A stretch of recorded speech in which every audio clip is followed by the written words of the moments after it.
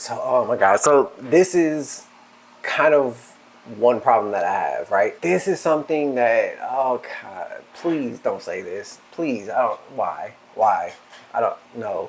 So what's going on, everyone? Welcome to Real Estate Talk. Today, we're gonna do a reaction to Graham Stephan's video, renting versus buying. I did a video not too long ago talking about the same thing. So we're gonna jump right into it. I'm gonna tell you my 2 cents on whether I think his advice is good or bad. Let's talk. What's up, you guys? It's Graham here. So you really got to see this. Today, it takes more income to buy a home than at any other point in history. So I can talk to some of my parents. I can talk to a couple of people who are a little older than me who can remember when houses were cheap. They can remember when houses were $100,000 for these nice, beautiful homes. And today it's kind of crazy. Average home right now is like $400 something thousand. It's kind of crazy.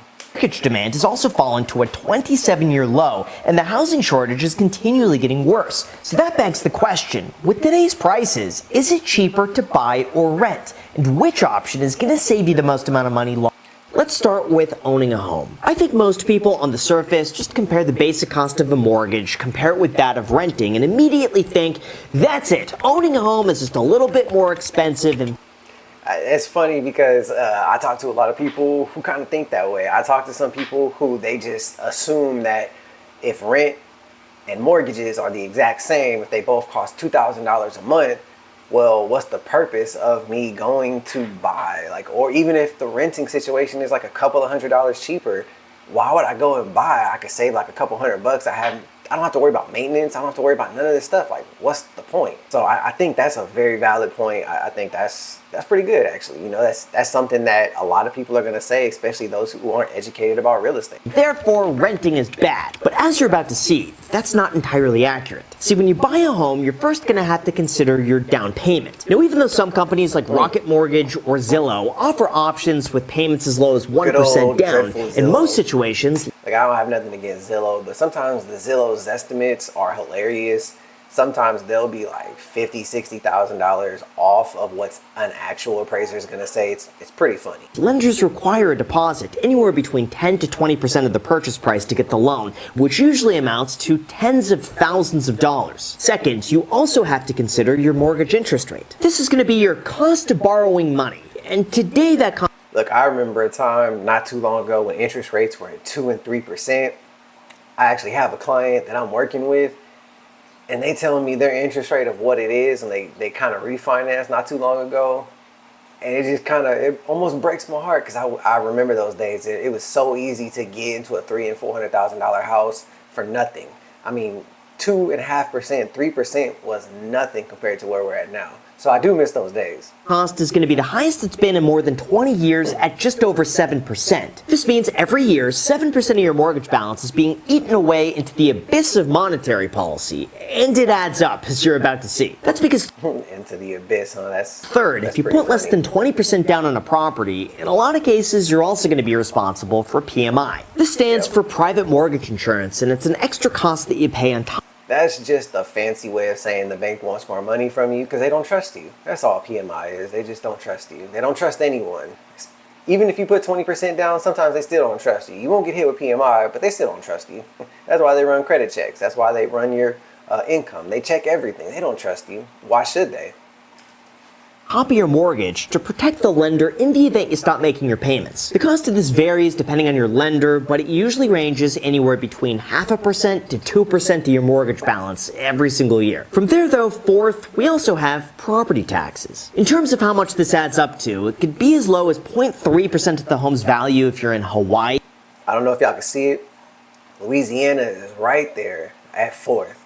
Only about 0.5%. I love it. Louisiana is cheap. We got good, stable income. We got a lot of housing. We have a lot of housing right now.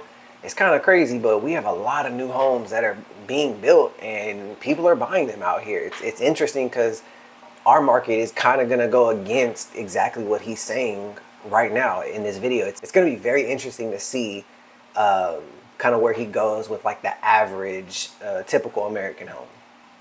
to as high as 2.5% if you're in New Jersey, which again usually adds another several $1,000s on top of your existing payments. After that though, if you thought we were done, nope, because you then have insurance. Home insurance like this is necessary in the event of an earthquake, fire, natural...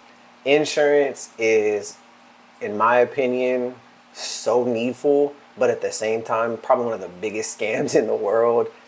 Insurance, we all know is needful, but golly, I hate insurance. That, especially out here right now, we've had a lot of hurricanes and natural disasters, and there's a lot of insurance companies that are just not insuring properties out here right now. And if they are, it's ridiculously expensive.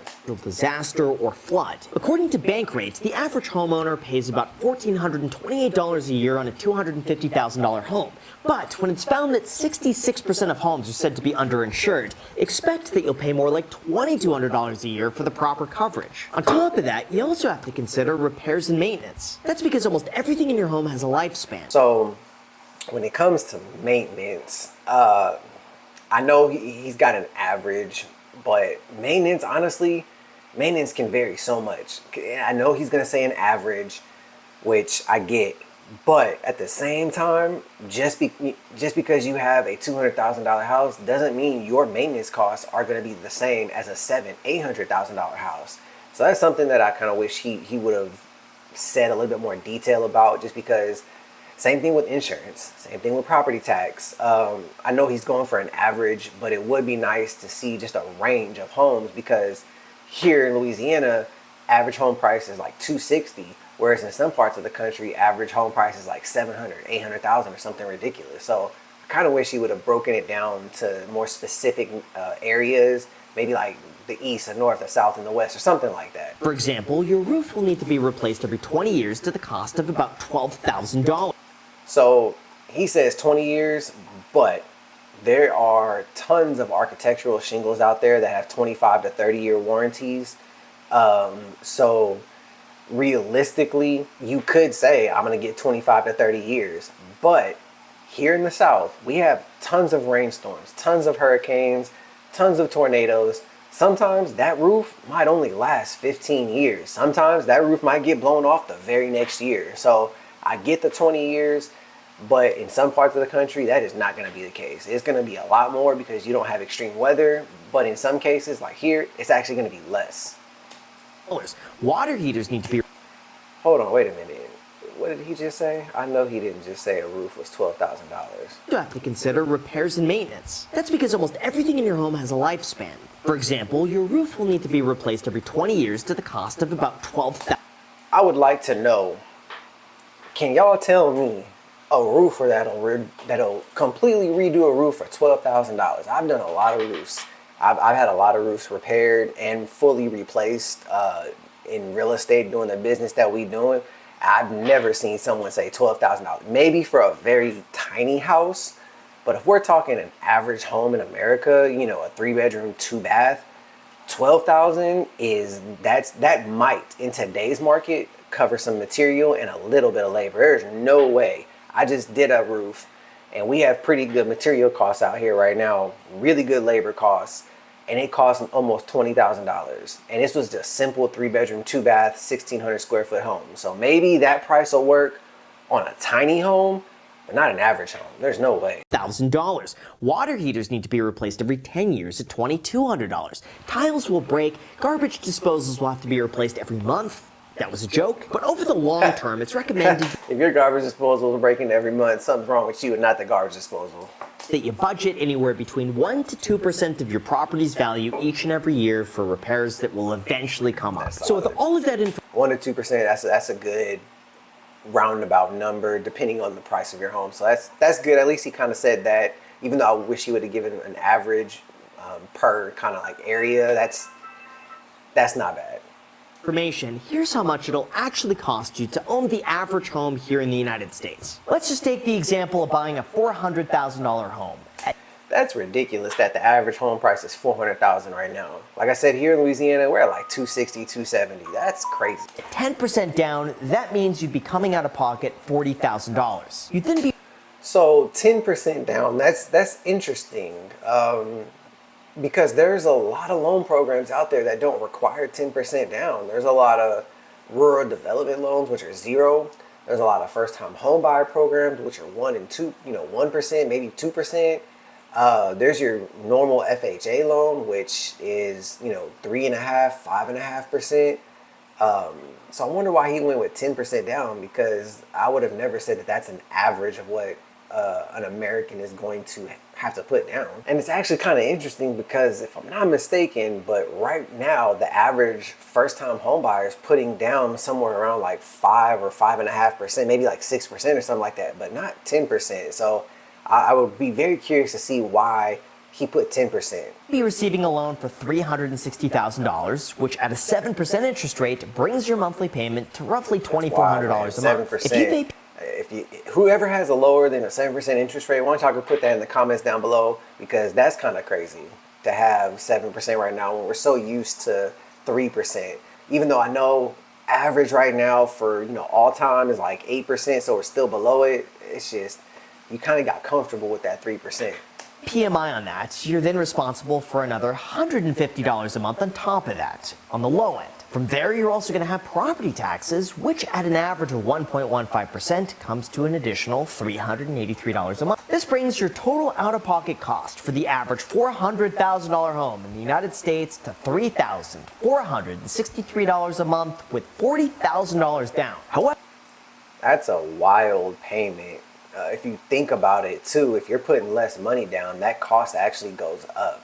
You're probably looking closer to $3,600, $3,700 a month if you're not putting 10% down. However, if you think it stops there, oh no, it's just the very beginning. That's because every month you make your mortgage payment, a portion of that payment pays down your loan balance, almost like a forced savings account. So the first year, that amounts to a $3,656 savings, or $304 a month. You're also able to... So that's where a lot of people kind of get confused, is the difference between buying and renting. They just think that they're just spending money either way, so why not make my life easier and rent? But that equity is where you gain power and you start to build wealth. To deduct the mortgage interest that you pay against your income up to the first $750,000 of a loan. Although since doing this makes you choose between the standard deduction...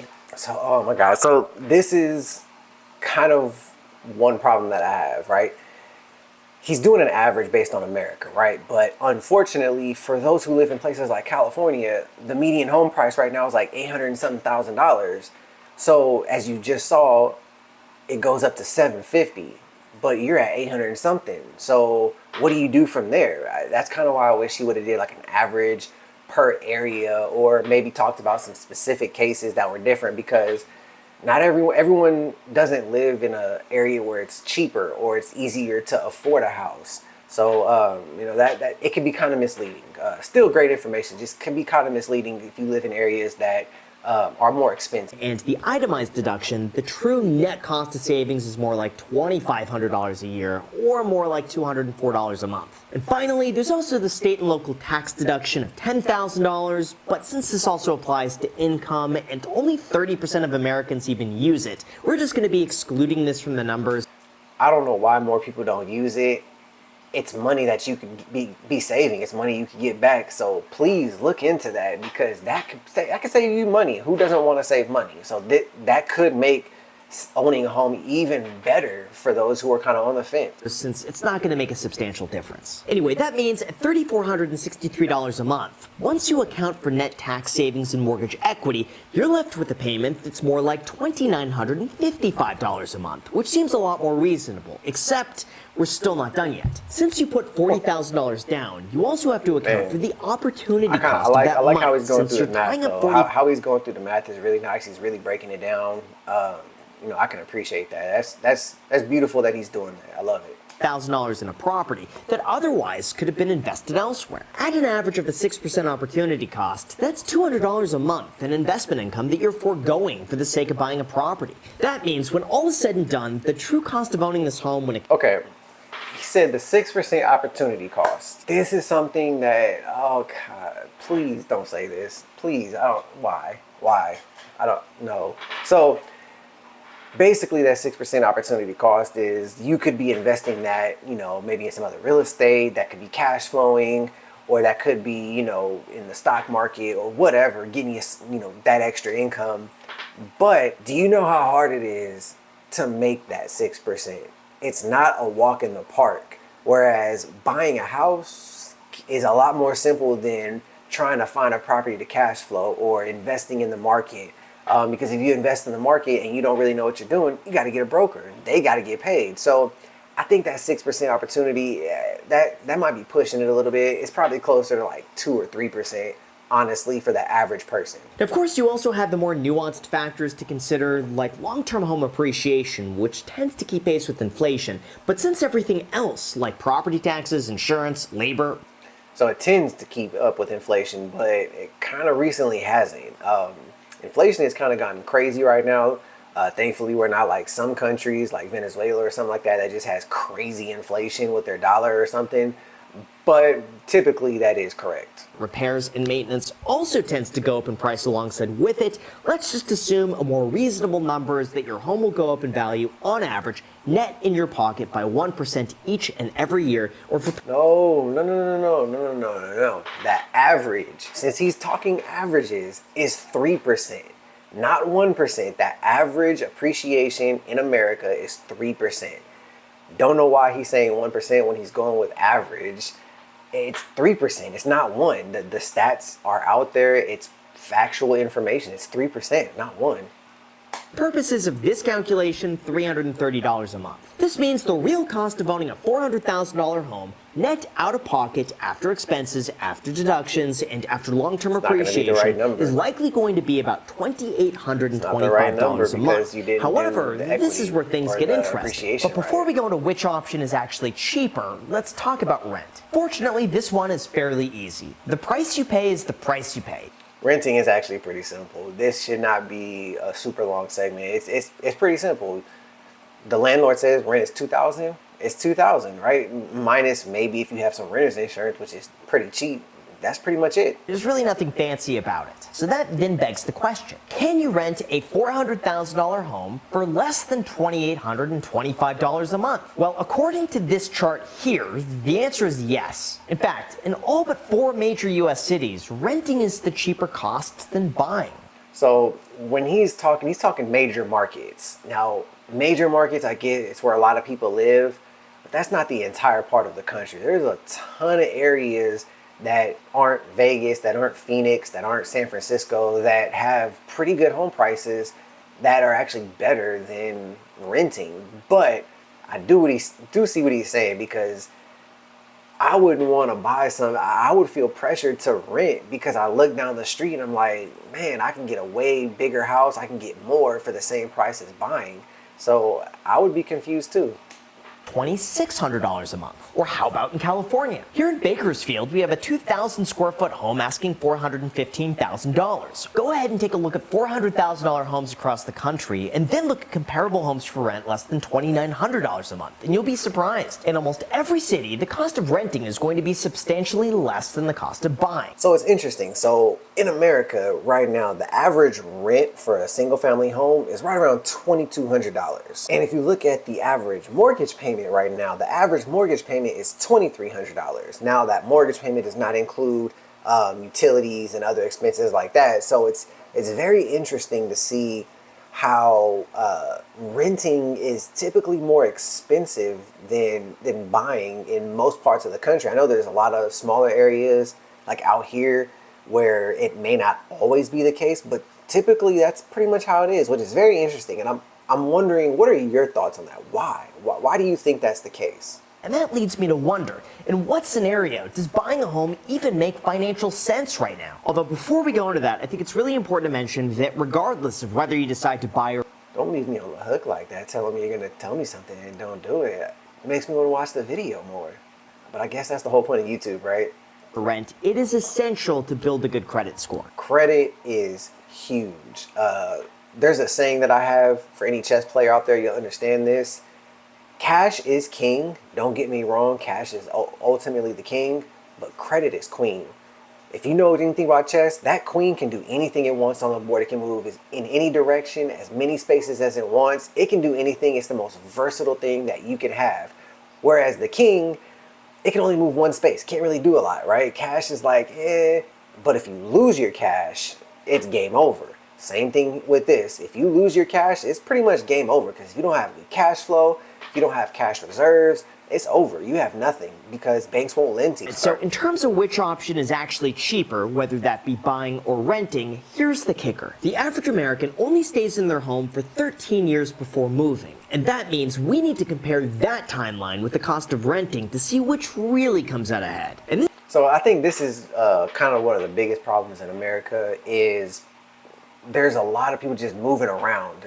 And I get sometimes you kind of have to. Situations come up, works, school, family, whatever. But I think if people understood the real power of real estate and they could up that number to where you stayed in your house longer, if they can, we would be so much off. We would be so much better off, because real estate is the true way to build wealth in your life. In this case, assuming the same $400,000 home, after 13 years of making mortgage payments, your loan balance would be reduced to $276,000. And at 1% appreciation, your home value would be worth $450,000. No, it's not 1%. Average is 3%. So please, average for America is 3%, not 1%. $50,000. This means you would be left with $423,000 after paying 6% in closing costs, of which $276,000 is your loan balance, and that leaves you with a cashback balance of $147,000. Sounds like a lot of money to me. I don't know about you, but I would love $147,000. You could then subtract that amount by the 13 years that you're spending out of pocket, and that leaves you with $298,000 left out of pocket to say that you own the home over 13 years. Of course, to come to that number, we are making some general assumptions that property values are going to be rising over the next decade, and there's been not too many times in real estate histories, when you're talking mortgages, where home values have gone down. There's been some situations, we all remember 2008, houses plummeted. So there are certain times when home prices do fall, but generally they've been rising. And that you don't encounter any unforeseen repairs. But that also means renting is the cheaper option at today's prices if you don't intend to keep your home for longer than 10 years. Although I would say that could be true in most situations. Again, that's going to differ. That's kind of where I wish you would use more examples for different areas, because in some areas where the markets rise like crazy, like California, New York, Houston, that could easily be cut down to 4 or 5 years if the home values just skyrocket. But that number could be way more than that if you have a market that doesn't appreciate as fast. So just like our last example, things still don't end right there. Unfortunately, these examples aren't so black and white because there are so many variables that could occur that are outside of our control, like interest rates, insurance rates, property taxes, and inventory. Property taxes can be a very deceiving thing. If you're in an area where they're doing a lot of repairs, they're improving the areas around you, building schools, you can expect your property taxes will go up. I guarantee you, if you aren't watching it, watch it. If they're building schools, doing road work, doing a lot of stuff to improve your city, your taxes are about to go up. But across a wide spectrum, here's been my experience of why renting is better. First, if you don't intend to stay in your home for at least 7 years, then renting is cheaper. That's because you're not going to have to come out of pocket for closing costs. That's generally true. Again, if you're in an area where home prices are skyrocketing and they're going through the roof, that may be a lot less. Just depends. Commission, escrow costs, title fees, and a whole bunch of Another thing he doesn't talk about is if you're able to buy a house cheaper than it's actually worth. That could throw off the numbers as well. That means you could be sitting on equity instantly, and so you might only be able to live in a house for 2 years, but you still could have a ton of equity and be able to pay all these percentage costs. Miscellaneous expenses that quickly add up, which usually amount to about 6% of the purchase price. So unless your home goes up in value a lot in a short period of time, it's unlikely that you're going to recoup those costs anytime soon. Second, renting is also better if you could make a higher return from your down payment. For example, if you're running a business where tying up $40,000 would wind up making you significantly. I'm glad he talked about this because this is going to be so true. If you could put money into your business, and it's going to make you a lot more money than you could make buying a house right now. And you can kind of prepare for the future to buy a forever home later. I agree. Renting could probably be way better for you if you know that that 40,000 is going to make you a lot more money than you could in equity. Less money, then that's a case against buying. Third, this might sound self-explanatory, but renting is also better if you believe the market's going to be going down Nothing or is remaining self-explanatory entirely in real estate, flat I'm for the telling next you. decade. As of now, housing prices have completely defied the odds and have continued going higher despite rising mortgage rates. I don't know if I'd say defying the odds. It's kind of on par for what's been happening. A lot of people say we're headed towards a recession, this and that. It looks actually like we're kind of in a correction. So that's Nguyen kind of talks about that, how we're kind of in a correction right now. And that's actually what the numbers point to, not a recession. But it's way too soon to say if that'll continue to be the case. Fourth, renting is also better because you have very little responsibility and very little upfront cost. Outside of paying for things that you directly damage, the landlord's responsible for paying all the increased property taxes, higher insurance rates. So for all of those people out there who think landlords are just, slums and whatnot, granted there are definitely slumlords out there, but I would say as a whole, landlords got to pay for so much. And so that's why I know me personally, when we talk to our tenants, we tell them, look, we will do everything we can to make sure you are comfortable, but just please leave us this unit in the way we gave it to you. We cleaned it. Everything is working. There's no holes in the wall. It's a clean environment for you to live in. Just return it to us like that. That way we can give that same experience to the next tenant. That's all we're at. And anything else that goes wrong with the home. Oh my God. You as the tenant just pay one terrifying. fixed price every single month and you're done. And finally, renting is better because you have flexibility. The thing is, with renting, you get up and leave as soon as your agreement is over. Absolutely. Something I talked about in my last video was like a traveling nurse. That was a really good example that I could think of. A lot of times traveling nurses, they don't stay in one place for more than a couple years. So the flexibility is huge for renting. There are no commission costs of moving. And when there's a lot of competition on the market, like there is right now, you have a lot of leverage as a tenant if you're offering a quick move-in with good references. Of course, the downside of renting is that, number one, you're at the mercy of the landlord. This means if the landlord wants to abruptly raise your rent, I hate that, but that's so true. I can see it from both perspectives. I can see it from the perspective of the landlord. Let's say inflation is kicking in. Let's say HOA fees went up for them. Something went up for them. Taxes, anything. They got to just pass that cost along to you. Now, yes, some landlords will just increase the rent just because they can, which I don't always agree with. If the owner's cost hasn't really gone up, if the owner is still paying their same expenses, well, why should the rent go up? Just because other renters are paying more doesn't mean you should do that. So there's a balance between it. For no reason at all, after the first year, an absurd amount, even if it's above market rates. In most places, they can. The second, your rental cost is also not going to be locked in, and you're at the whims of the market. Even though that might work in your favor if prices go down, that's not guaranteed to happen, and prices could very well continue going higher, even outpacing that of homeownership. Third, you also have no freedom to customize the home as you like. This means the freedom is for me and my wife was one of the biggest reasons why we didn't want to rent anymore. We wanted to be able to do what we wanted. We wanted to change the house. We wanted to customize things. We wanted to make it our own. So I know a lot of people are going to feel that way.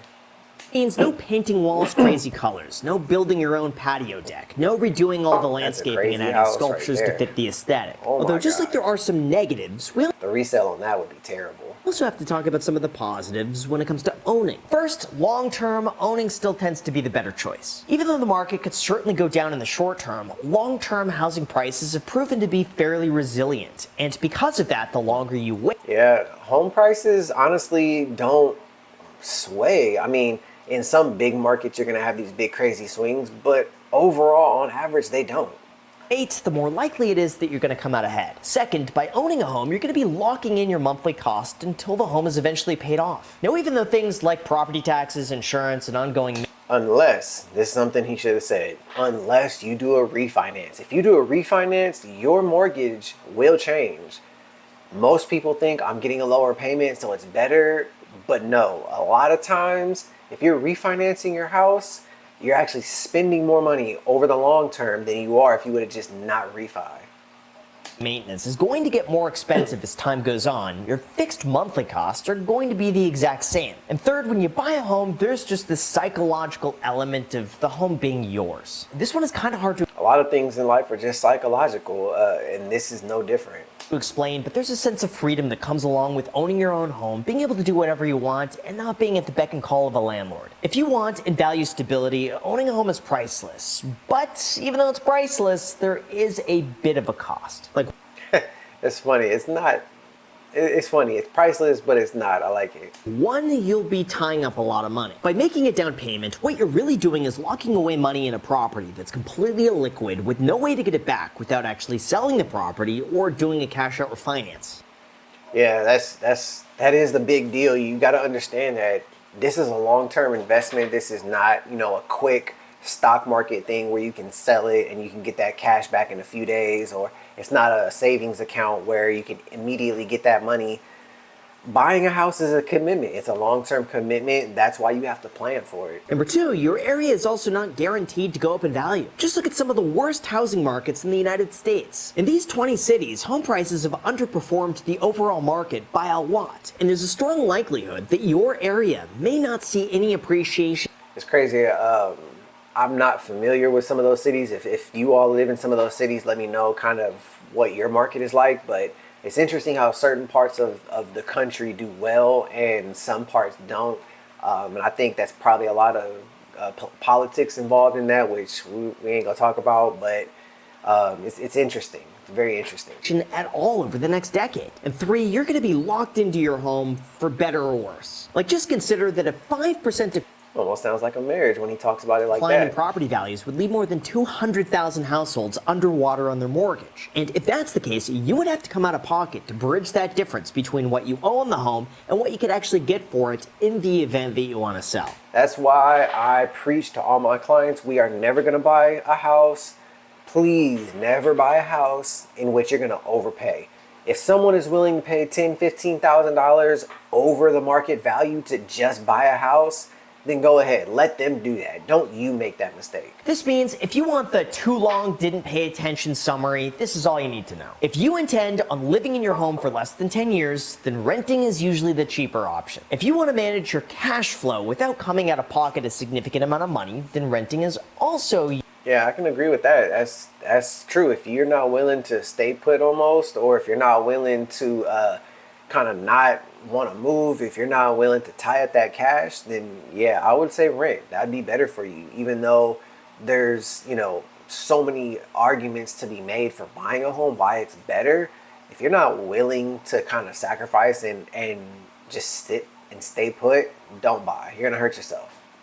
Usually the cheaper option. This also applies to the flexibility if you want to pick up and move on a short notice. However, if you plan on living in the same place for more than 10 years, then buying is usually better. If you want to remodel or upgrade your home, then buying is also better. And if you want to lock in your payments to invest in the area, then buying is better.